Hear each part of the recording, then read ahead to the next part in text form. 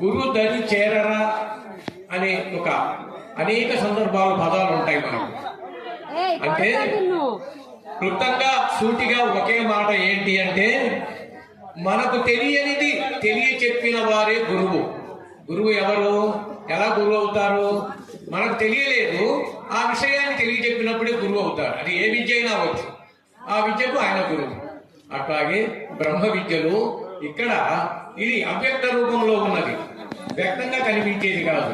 అవ్యక్త రూపమైన ఈ బ్రహ్మమును గురువు ఎంతో సాధన ద్వారా గ్రహించి తెలుసుకొని మరి శిష్యునికి బోధ చేసే ఉపదేశ సందేశం ఇది. అట్టి సందేశాన్ని ఇక్కడ గురు మార్గములోనే సాధ్యపడుతుంది.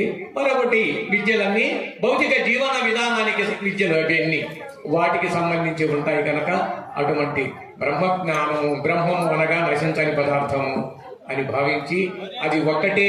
ఆఖరికి దర్శనము కూడా అదే. ఇక్కడ దర్శనం అనేది రెండు మార్గాలు ఉన్నాయి. గురు ప్రార్థన శ్లోకాలలో దర్శనము రెండే.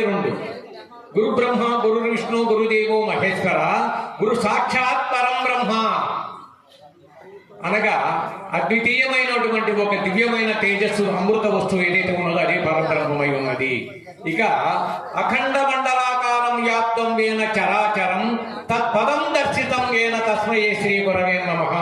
అఖండమై ఉన్న అఖండ ఎరుక సమస్తాన్ని తన యొక్క స్థితిలో ఉన్నటువంటి ఆ దివ్యత్వం ఏదైతే ఉన్నదో అది దశవిధ నాదాల ద్వారా గురు మార్గంలో మనకు సంప్రాప్తం అవుతుంది. ఆ నాదమే దశవిధ నాదాలు అంటారు. అది సాధన మార్గంలో యోగులకు అందరికీ మనందరికీ కూడా 9వ నాదము ఘంటానాదము, మిగతా ఈ తాళ మృదంగములని వస్తాయి. 10వ నాదము, దశ అంటే 10, వీణానాదము వాటితో పూర్తి అవుతుంది. అక్కడ నుంచి ఆ పరబ్రహ్మ విద్యకు మనం కారకులు ఉంటాము. అటువంటిది మొత్తము కూడా ఆ పాలభాగమందున్న పాలనేత్రమందు జరుగుతున్న మహారహస్యం. అది తనలోనే ఉండి మనలోనే ఉండి మనలను నడిపించుతున్నది ఏదో అదే దైవం అని భావించి అటువంటి దివ్యత్వాన్ని పొందడమే ఈ బ్రహ్మోపదేశము. ఇప్పుడు